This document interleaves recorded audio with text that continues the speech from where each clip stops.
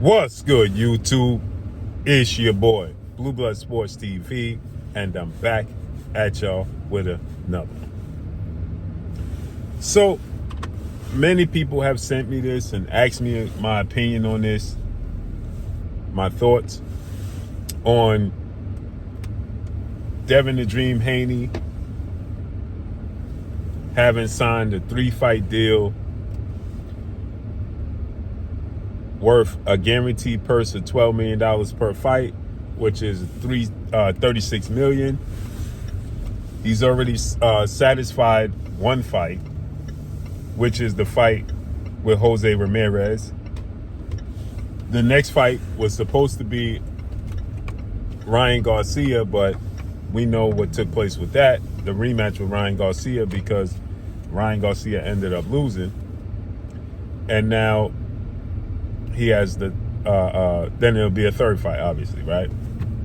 With that said, he's gonna fight next Saturday Brian Norman Jr., the best welterweight in the world, in my opinion, who is the WBO welterweight world champion. And both teams are going back and forth, trash talking. And Brian Norman Sr., father and trainer and manager of Brian Norman Jr., well, father and trainer of Brian Norman Jr. for sure, Sr. made a statement that Devin Haney was forced into this fight with Brian Norman Jr. because of the deal he struck with His Excellency Turki Al-Sheikh in Riyadh season, and he had no choice but to take this fight. He was forced into this fight, which is just simply not true. Right now, they can look at it from that standpoint. But remember, Bill Haney had put out a hit list of fighters on the hit list. That was before he accepted this fight with Brian Norman. And on top of that, Brian Norman was on the list of fighters. Okay? With that said also, right? Now, I know Brian Norman Sr., he feels like who will volunteer for this fight. But when he put out the list of fighters that they wanted, Brian Norman Jr. was on the list of fighters. He was on the list. That's number one. Number two is you got to look at it from this standpoint as well. There's plenty of fighters on Turki Al-Sheikh wants to make fights happen with big money and big fights, and they don't accept the fights. So he don't have to take the fight, right? He wasn't locked in to take it.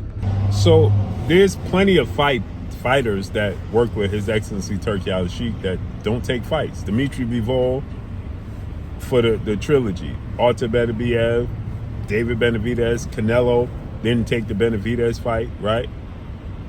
Jaron Ennis didn't take the fight with Virgil Ortiz. Virgil Ortiz is not looking to take the fight with Jaron Ennis now, right? Isaac Cruz pulled out the Ryan Garcia fight. Ryan Garcia ended up fighting Rolly. They wanted Rolly to fight Devin Haney. Rolly turned that down. Teofimo Lopez to fight Devin Haney. Teofimo Lopez went in a different direction, turned that down after fighting Arnold Barboza and signing a multi-fight deal where he was supposed to fight Jaron Boots Ennis, right? So we know if he didn't want to make this fight, he didn't have to make this fight. He wasn't forced to make this fight. Another thing is, people have to look at it from this standpoint as well. He accepted to fight what at the time was seen to be the best welterweight in the world. Now, I'm going to give y'all a scenario. Because we're knocking the fight instead of just praising the fight itself, right? So look at this scenario. He accepted to fight Jaron Ennis. Jaron Ennis, who was the unified WBA, IBF, Ring Magazine welterweight world champion, seen as the best welterweight in the world. Now that Terrence Crawford, Errol Spence left the division, he's the unified champion. Devin Haney said yes to that fight once Teofimo Lopez, who he was supposed to fight, turned down Turki Al-Sheikh's offer. Right? We have to keep in mind he landed on Brian Norman. It wasn't like Turki Al-Sheikh said after the Jose Ramirez fight, you got to fight Brian Norman. No, he was supposed to fight Ryan Garcia. Then he was supposed to fight Teofimo Lopez. That fell through. Not because of Devin Haney, but because of Teofimo Lopez. Then he agreed to fight Jaron Boots Ennis. Jaron Ennis turned it down and said he wanted it at 152 or no fight. Then they came to Brian Norman. Here's another scenario that you have to take into consideration. Let's say Jaron Ennis accepted the fight, right? Let's say Jaron Ennis said yes to Devin Haney, right? And let's say Devin Haney says, you know what? Nah, I'm not going to fight Jaron Boots Ennis. I'm going to fight Brian Norman. He would be viewed as a major duck. If he chose Brian Norman over fighting Jaron Ennis, everybody would say Devin Haney ducked. Take that into consideration. Right? The whole boxing world. If Jaron Ennis said, yeah, I'll fight Devin Haney, and Devin Haney says, you know what? I'm not fighting Jaron Ennis. I'm going to fight Brian Norman Jr. I want Brian Norman Jr. instead of Devin Haney. The whole boxing world would say he ducked Jaron Boots Ennis to fight Brian Norman. The entire boxing world.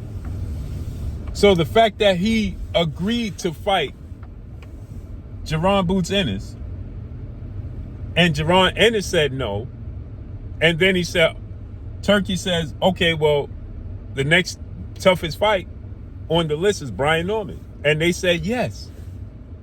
So when people say, oh, see, he was forced into the fight. Again, Senior can view it however he so choose because that's his son.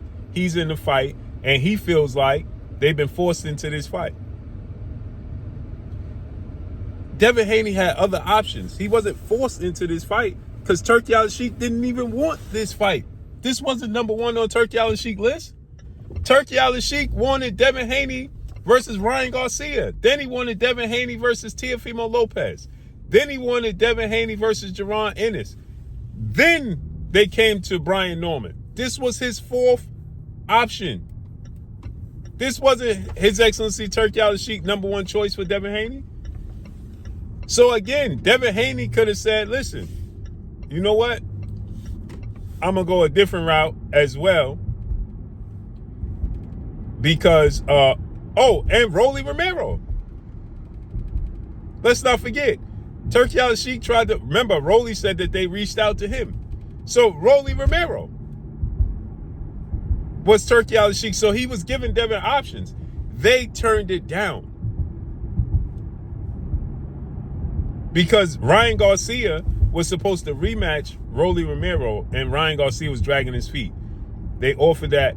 Rolly turned it down because he was waiting for Ryan Garcia and he got an opportunity to fight Manny Pacquiao. So they turned it down.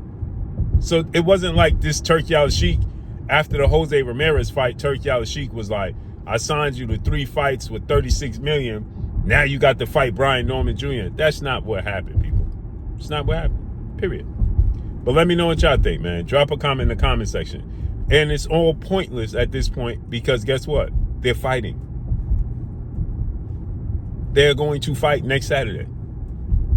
Period.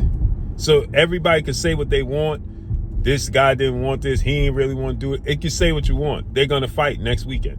Next Saturday. Period. So regardless of how the fight came about, it's pointless because they're going to fight next Saturday.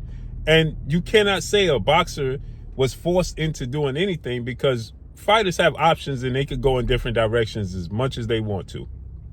We've seen that 1,000 times over. Ain't nobody forced to do nothing. Nobody. They all have options. And if they choose to go in a different direction, they'll go in a different direction. Period. Period. That's it. That's all. There's people that Turki Al-Sheikh has signed and turned this down. Teofimo Lopez being one of them. And that's why they fell out. Because Teofimo Lopez was supposed to fight Devin Haney in Riyadh right now. This fight's supposed to be Tio versus Devin, and Tio turned it down. And that's why Turki Al-Sheikh is not dealing with him and has an issue with him, along with the comments that he made. So let's stop saying that he was forced to do anything.